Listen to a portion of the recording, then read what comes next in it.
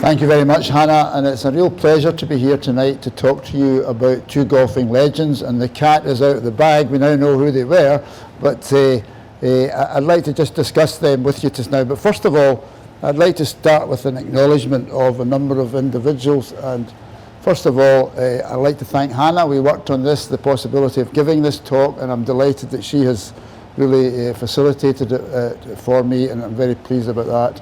And then the Ochsner Clinic in New Orleans, where I worked for 3.5 years, and my boss there, Alton Ochsner, was a surgeon who was involved in the care of Ben Hogan, and I'll come back to that a bit later. So I'm very grateful to them, and we were over there, my wife Helen and I, recently, and they were very good at giving us information about Mr. Hogan.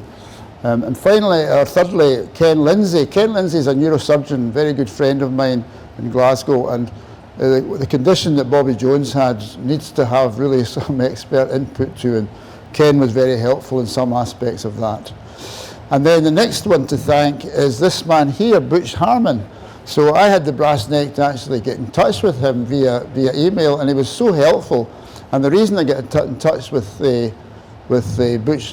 Butch Harmon was because he was a very close friend, or his father was best friends with Ben Hogan, Claude Harmon, who won the Masters. And he was around Hogan's house when he was a wee boy, and knew all about him, and the press that's given sometimes about Hogan being a rather sort of isolated and unusual individual, he found him always very warm, and he said just to be around a house of such a golfing legend was something else. And finally, this is Bob Jones IV. This is the grandson of Bobby Jones, who was 14 when his grandpa died. And again, during lockdown, I managed to get hold of him on Zoom, and we had several very interesting discussions, both by email and by Zoom. And we were out in Atlanta recently, and he took us round, and he was just so helpful in every aspect of his grandpa's illness. And so many thanks to these individuals. So here we are, Ben Hogan and Bobby Jones, and maybe just to throw in a third legend. And so all I can say about my swing at that time was I did seem to keep my head down, and I did make contact with the ball. You can see that the ball there is beside the club. So I think leg end rather than legend for me would be better. I think I've probably lost a little weight since then. So here are the two legends, and why do we call them legends? Well, just very briefly, a summary of their golfing CVs. They were both fairly small by today's standards, both 5'8", and this Hogan was called Bantam Ben, or the Wee Iceman. That was the Scottish, the Carnoustie people that talked about him was, and then the Hawk because of his very, very much a sort of self-centered way of looking at the game of golf. A bit like Faldo maybe in some ways. He was very, very determined in that way.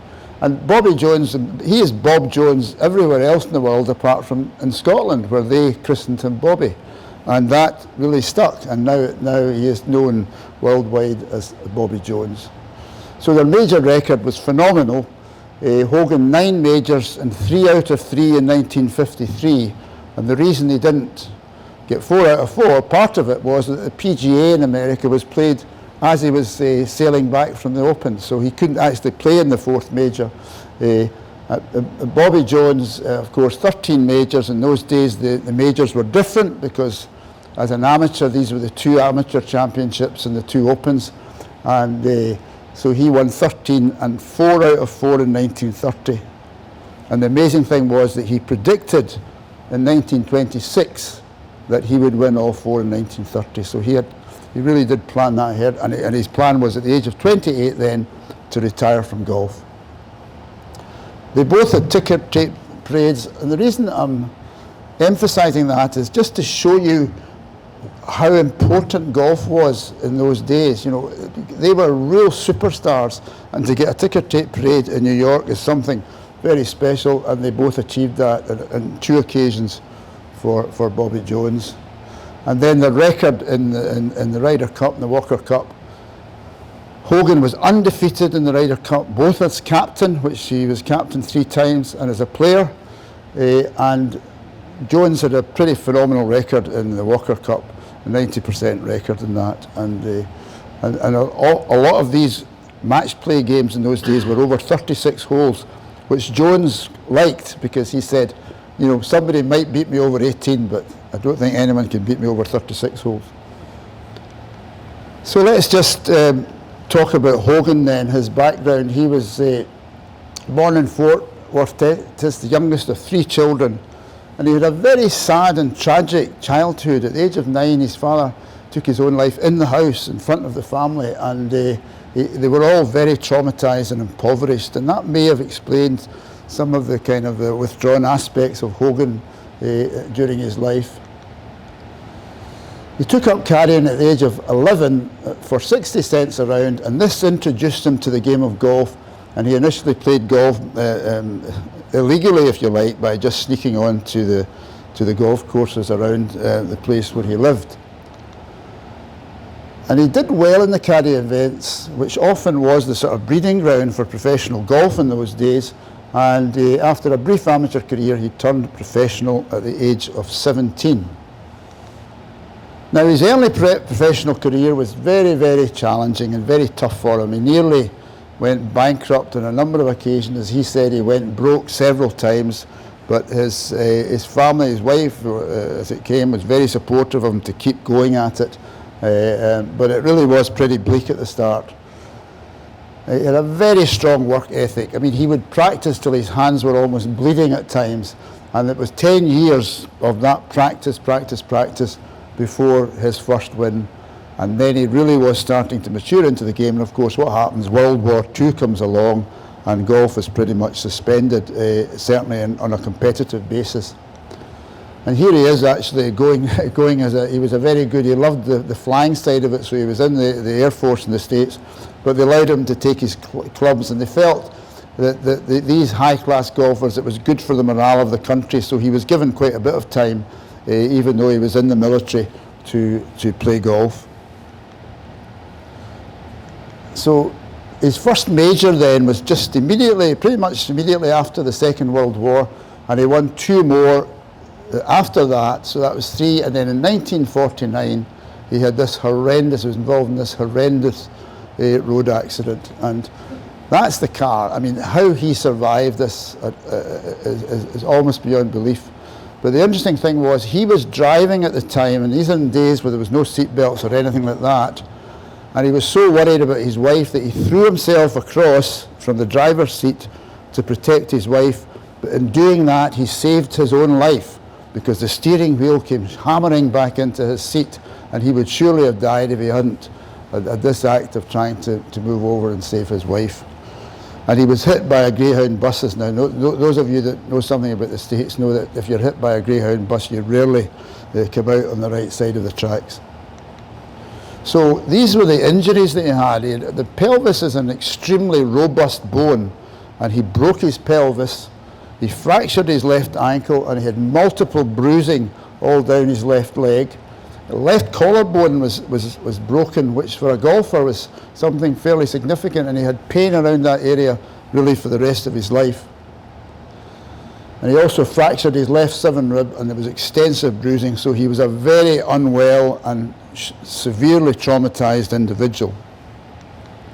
But amazingly, he did very well when he went into hospital. They managed to patch him up pretty well, and he seemed to be somebody that recovered very well from such a horrendous accident. And then what happened was something that I was very familiar about as a young doctor. When people are kept in bed, they are prone to their blood starting to thicken up and for blood clots to develop. And we saw this in my early days in heart disease, where patients were kept in bed for 6 weeks, and they often didn't die of a heart attack, they died of blood clots to the lungs. And that was in those days where it was felt that immobilization of patients was the right treatment for heart attack. These days have long since gone. So that's what happened to him. Part of these blood clots were related to severely damaged veins in his lower limbs, but he was getting to the point really where his life expectancy was very, very low, and the trouble was there was very few good blood thinners in those days. Nowadays we have excellent blood thinners and other ways of treating clots of blood to the lungs, but there really was nothing about it. So he was basically dying, and the doctors in El Paso, where he was in Texas, really did not know what to do. So they had heard about this individual here, Alton Ochsner, who, as I say, was I got to know him before he died in his early 80s, this was, and he was a surgeon who, he was the master thoracic surgeon really within the United States, and he trained some of the great cardiac surgeons there, such as Michael DeBakey, who is world famous. He trained these individuals, and he was a master thoracic surgeon and a great influencer of medicine within the United States. And he founded a clinic. He was professor of surgery in Tulane University in New Orleans at the age of 30, which was extremely unusual. Incidentally, he was the 7th child, and the 6th child was all sisters, and then there was 7 years between the 6th sister and himself. But at the age of 30, he decided that he was applied for a job at Tulane University, was successful, but then a few years after that, he wanted to have what he called a Mayo on the Mississippi, a big, large clinic for people from the South, and this is the statue to Ochsner. So, and this was an extremely successful venture, and to this day there are Ochsner clinics all around Louisiana and beyond. So this is him with Michael DeBakey. Michael DeBakey lived till I think he was about 99, and he trained one or two colleagues of mine in Glasgow. He went to Houston, Texas, and became really the doyen of cardiac surgery in the United States, and indeed of transplantation. So they wrote an interesting paper, just as an aside, on lung cancer. And Ochsner did a lot of thoracic surgery in those days, and he observed this relationship between cigarette smoking and lung cancer, and he was absolutely sure about it. And he spoke publicly and wrote papers about it with DeBakey. And he was vilified by the tobacco industries in America. They said he was a nutcase, basically. They didn't know what he was talking about, and they saw their profits being in danger of being wiped out, and they were very powerful, the tobacco industries. But he maintained his position, and in fact, this is probably one of the very early individuals that actually established that relationship between cigarette smoking and lung cancer. But of relevance to today's talk is this paper here, where he undertook this procedure where he tied off the major vein coming out of the legs to stop the blood clots going to the lungs. Now, it seems a pretty drastic treatment to stop the vein flow coming up from the legs, but it did work, and you often had other veins that would open up round this blockage to support the circulation in the future, or support the venous drainage.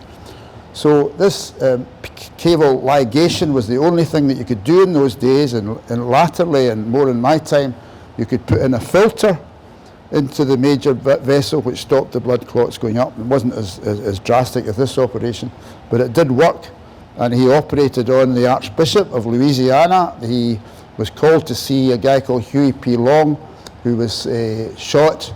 Unfortunately, he did not survive. But the surgeons in El Paso had heard about Ochsner, and they said, we've got to get him out here to operate in Ben Hogan. There was a major storm at the time, and it was very difficult to get any flight out of New Orleans. But the military came and flew him out on a Hercules transport jet to El Paso, and he operated on Hogan. And basically he saved his life. He had several more weeks in hospital. He lost a massive amount of weight, but he started to recover from that illness, and as I say, there was no more blood clots noted.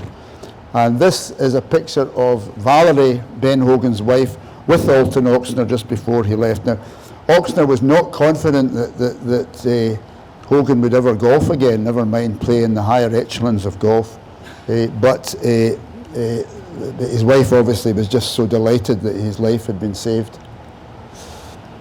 So the long-term sequelae for Hogan were chronic left shoulder pain. Now, those of us that are golfers know how difficult it is if you've got any kind of ailment like that. And because the veins had been the major vein had been tied off, although there was still a way of getting the circulation back from the legs up through what we call collateral vessels, He had chronic pain for the rest of his life in his legs and chronic swelling of his legs, and also his vision was also affected by the accident, and some say that was the reason that his putting became a wee bit unreliable. But my vision's okay, but my putting, I'm afraid, is unreliable as well. So when the word got out in the United States that he had saved his wife's life, he then came from being somebody that wasn't really all that much loved to being an absolute hero, to the extent that they made a Hollywood movie about the story of the accident and how he had saved his wife's life. And this ran just in the early 1950s, and Hogan was actually a sort of an advisor. But the star was Glenn Ford, who the very old people in here like me might remember. But according to Hogan, he had the worst golf swing he'd ever seen, but he still was the star. Now, this is a name that's not in good form in the press just now, Abercrombie and Fitch. But when they heard about Hogan's illness, they started to fit stockings for him that were compression stockings and would help him to walk and to play golf. And when he went to Carnoustie in 1953, he brought a number of pairs of these stockings. In fact, many companies in America sent Hogan stockings to see if they would help. So, but it was Abercrombie and Fitch that actually got the thing going. So what happened after the accident? Well, in 1949, later on, he actually captained the Walker Cup team. He was a non-playing captain because he couldn't play golf at that time, and he'd been a previous playing captain. The interesting thing about that is that he actually, the first time he played in the Ryder Cup, he was also the captain, which is most unusual then and now. But then in 1949, he captained the Ryder Cup team, but it was 2 years before he really started to get back into his golf, and remarkably, he got his swing back. He won the US Open and the Masters in 1951. In 1950, he won the US Open, and then in 1953, he won these 3 majors. So 3 majors before the accident and 6 majors afterwards. It really is almost beyond belief that he could do that. And the most remarkable, I think, was the victory at Carnoustie in 1953, because it was a lot of travel for him. He'd never played in the UK before, and he never went back and played after that. But he was persuaded by people, and he was asked constantly by the US press, are you going to Scotland to play in the Open? And he's tried to have avoided it from time to time, but then he'd made his decision. He said, I will make the decision, no one will make it for me. So he went, and I'm showing here the picture of the clubhouse at Panmure. Now, this may seem a bit unusual, but when he was practicing, he got the greenkeepers at Panmure to cut the greens and other aspects of the course identical to what they did at Carnoustie. So he had about a week, 10 days, practicing on Panmure before he went to tackle Carnoustie. And there's a plaque at Carnoustie. It was a very remarkable victory to win at Carnoustie, arguably the most difficult of the Open Golf Championship courses. Now, it's difficult to read this plaque, but I've got it in just the next slide. So what happened was the 6th hole at Carnoustie, he chose the tightest, most dangerous lie on each of the rounds between the fairway bunkers and the out-of-bounds fence, and he was the only one that did that. And this is the hole here, so that you can see the out-of-bounds fence here on the left. There's a whole series of bunkers on the right, and he went right up that alley, which became known as Hogan's Alley. And he did that in all 4 rounds of the Open. So what else did it say in that plaque? It said, the best ball striker the world has ever seen. Hogan described the sensation of hitting the ball, the perfect golf shot, as a feeling that goes up the shaft and into your hands and into your heart. And a nice quote about him, which I think sums him up, he said, I don't like the glamour, I just like the game. So he was on this is the 17th at Carnoustie, so you'll know the finish at Carnoustie. It's very difficult, a very long part 3, the 16th, and then 2 very difficult holes to finish. He was 1 shot ahead. I think it was either Vincenzo or Stranahan he was ahead of on the 16th tee, and he hit a 4-iron onto the green. There was one newsman there from the US, from ABC News, and he turned to him and said, you file your report that I've won the Open now. And he still had 2.5 holes to play. So that showed the level of confidence that he had. And then that's the 18th again at Carnoustie, where if you ask Mr. Van der Veld, he certainly wouldn't have wanted to predict anything in the 16th tee. So there's Hogan just in Carnoustie with his classic cap on, accepting the congratulations. And the Scots just took him to heart, very similar to what happened with Bobby Jones some years earlier. And as I say, they called him the wee Iceman, and that was his only visit to the UK. Came one occasion, won the Open, and back he went. And this is the ticker tape parade that he got when he came back in the boat to America and met at New York. There was literally tens of thousands of people lined the streets of New York to welcome him home. What about his later life? Well, interestingly enough, a tie-up with Bobby Jones. He won the Bob Jones Award in the World Golf Hall of Fame. He became a very successful and driven businessman whose clubs were known throughout the world. He was captain of the Ryder Cup team on 3 occasions, and he played his last round of golf in 1980. He just felt he was really getting older. He evidently went out to the first tee at his local club. He took out a 3-iron, and he hit 3 3-irons within a yard of each other, and he said, "That's me, I'm finished." He never played again after that. And he had colon surgery from cancer in 1995 until his death 2 years later. And like a lot of you never saw him without a cigarette in his mouth. He was a tremendous smoker, and that was just the way it was in those days. And so he died in 1997. Now here's our other individual, Bobby Jones. This is him at the age of I think it's 5 or 6. It was a tremendous swing even at that time. And it's important to emphasize that his elder brother died when he was just a few months old, and his parents became very protective of Bobby Jones, and they gave him special kind of diets to try and build him up, a thing called pabulum, which I hadn't heard of really, which was nutrients and more suitable for absorption. He had multiple food allergies, so he really was quite a sickly child. He began golfing at the age of 5 because they lived very near to the brook, to the club, Eastlake, which was the club in Atlanta, and he used to go on there.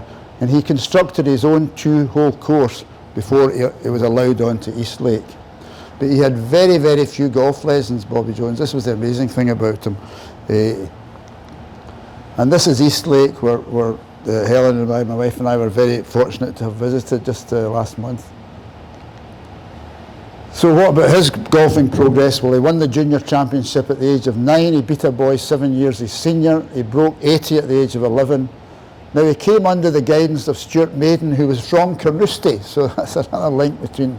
And Stuart Maiden was a Scottish guy who came there to teach, and his advice was quite simple: hit the hell out of the ball. That's what he said to him. And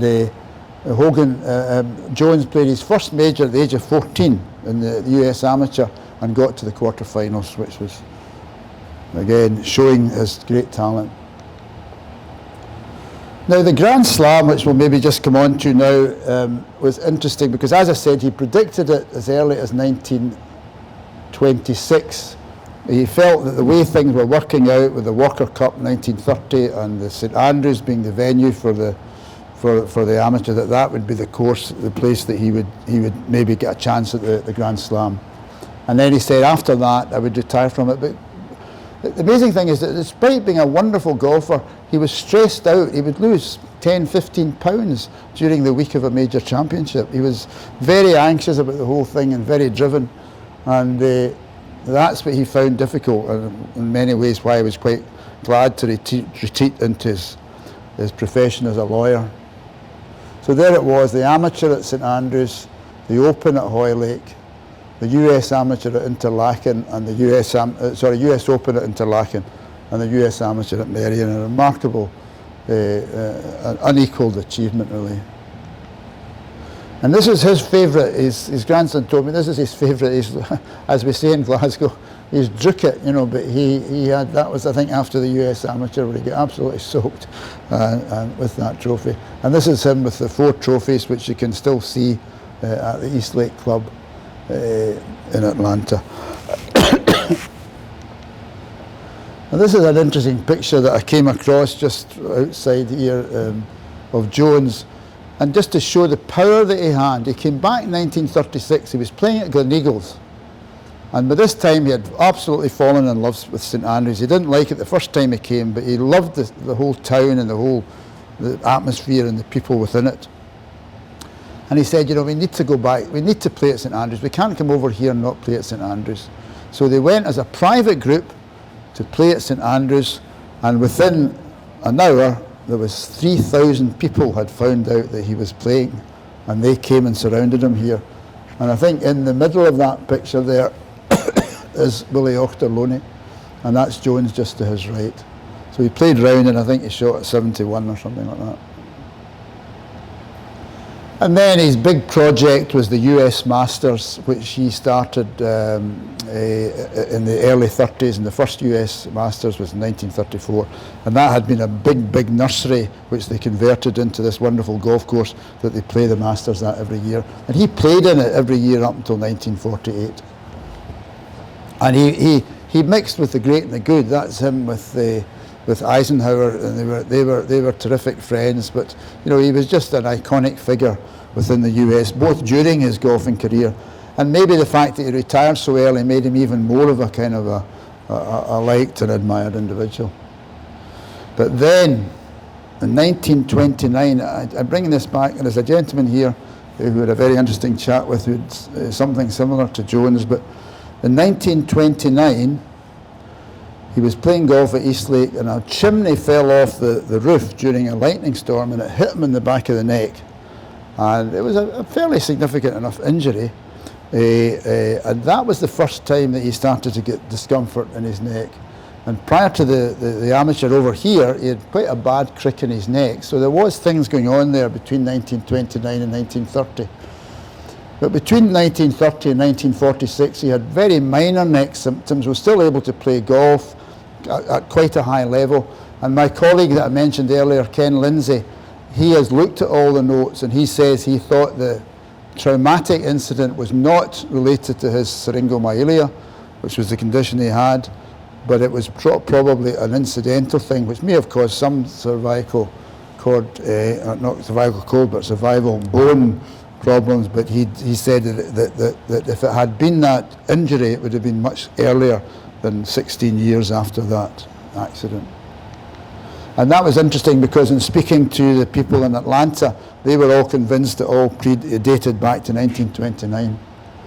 But then in 1947, things started to go off for him.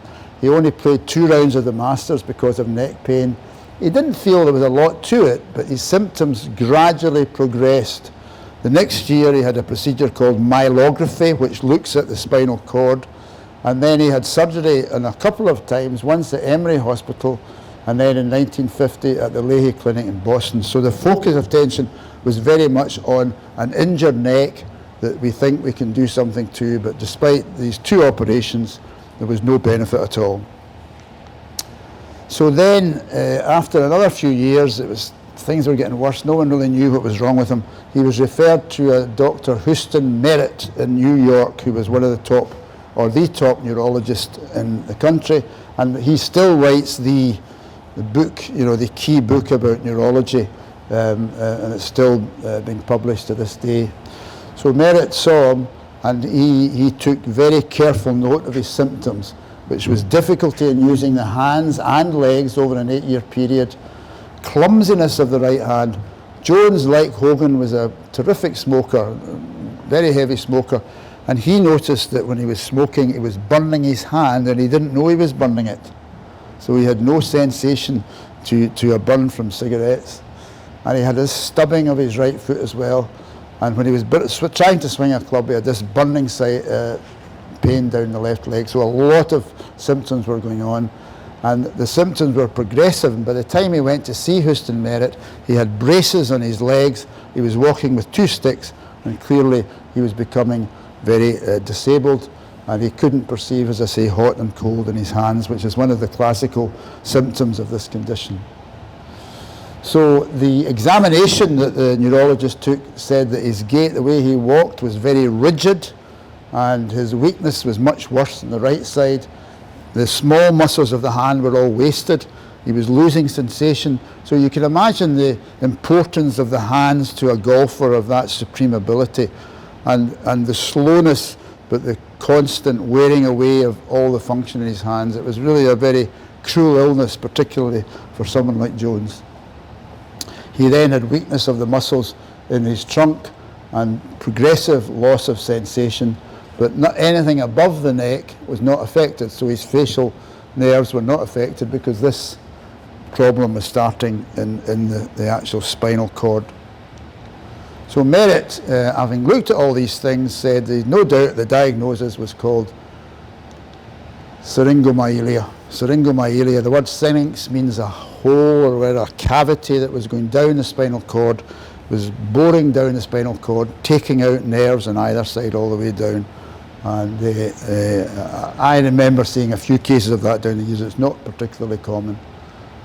And this is just on the left-hand side is the actual, what we call the syrinx. So you can just see the very top of it here on the left, but this appears as a column, just eating away at the nerves all the way down. And there are some treatments nowadays. You can actually reduce the pressure inside the syrinx, and that seems to help some people, but there's still no clear treatment.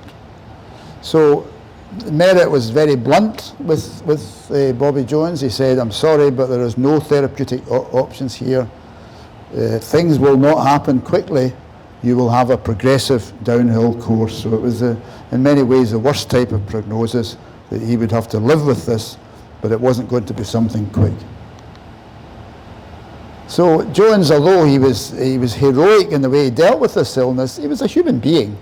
And in 1967, he wrote to Dr. Merritt saying he was pretty fed up with this relatively good prognosis as far as his life expectancy was concerned. He said, "My life, day and night, is about as miserable as one could imagine." So despite taking all the slings and arrows of this illness, Jones understandably it was getting to him. And yet, this is one of the sayings that Jones wrote. I mean, on the other side, he was philosophical. Golf is the closest game you get to the game we call the game of golf. You get bad breaks from good shots and good breaks from bad shots, but you have to play the ball as it lies. So one part of him was saying, you know, you've been dealt this deal and you just got to get on with it. So next, and we'll maybe try and show this at the end, was in 1958, he was awarded the Freedom of the Town of St Andrews, one of the great kind of awards that they could give. The last person before him, I think, was Benjamin Franklin. And he went there, and this is him receiving the award from the Lord Provost. Now, Jones had not stood up for several years before this. He'd been in a wheelchair, but he stood up and addressed the assembled group for 4 minutes, you know, quite remarkable. And if we can show that video, we will, but it's something you can see on YouTube. And it really is quite emotional, him speaking, but even more emotional, the way the crowd, the people in St Andrews responded to him and singing for "He's a Jolly Good Fellow." It really was quite remarkable. And the other person, the next person to get a similar award was Jack Nicklaus in 2022. And that was advertised for people that just wanted to go. And my wife and I saw it in the paper, and we attended that where we were at the Open in 2022. And Nicholas came up, and there was other honoraries, but he got the actual freedom equivalent of really what Bobby Jones got in 2022. And my kind of link, I suppose, with Jones, the link with Hogan was through the hospital I worked in. My uncle, who was a great letter writer and a great admirer of Bobby Jones, wrote this letter to him in 1970, which is now in my possession. I'm very honoured to have it in my possession. And he says, "It's not likely you will recall our brief meeting at St Andrews upon the day following your most memorable match against Cyril Tolley in 1930. Only yesterday, Sam McKinley, the great golfer and a great newsman, whose article I enclose, and I discussed that match and your triumph which followed it. I am truly sorry that for so long you have been unable to take active part in our old game, but remember Beethoven's dictum, I shall hear it in heaven. It is my hope that your health will improve, and may you have a happy returns on the Many happy returns of the 17th. So his birthday was on St. Patrick's Day, 17th of March. And interestingly enough, the marker that he has, that Jones has, or they have at Eastlake, has the 4-leafed clover on the back, each clover representing one of his majors. And not long after that, he got a reply from Jones. And what I'd like you to just notice, first of all, is Jones's signature. This was just a year before he died. He could not write with his hand. He had to hold his elbow or have a device with his elbow that moved his hands in the signature.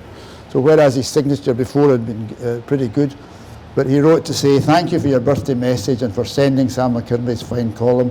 I have written my thanks to Sam, who is an old friend." And he said, "I enjoyed the last paragraph of your letter. If I had composed Beethoven's great symphonies, I think I too should have been content." You know, lovely, lovely letter, and that was 1970. He died the following year. Interestingly enough, his grandson told me he was a great music lover, Jones, and had a compilation of all of Beethoven's symphonies that his grandson then had. So he deteriorated further, really. It was a progressive but slow deterioration, and he died on December the 18th, 1971. The cause of death was a ruptured blood vessel in the tummy, which usually causes death instantly, but being the guy he was, he actually survived for about 3 weeks after that, and then died. And that's his burial. He was buried in Atlanta, and his wife a couple of years after him. So just briefly, one other thing, did Jones and Hogan ever play together? Well, the answer is they did. They played in 1942, and you may wonder what Grace Kelly has got to do with this. Well, Grace Kelly's father was an Olympian, and during the Second World War, he wanted to help the sort of mood of the nation, so he had something instead of the US Open. It was called the Hero American Open.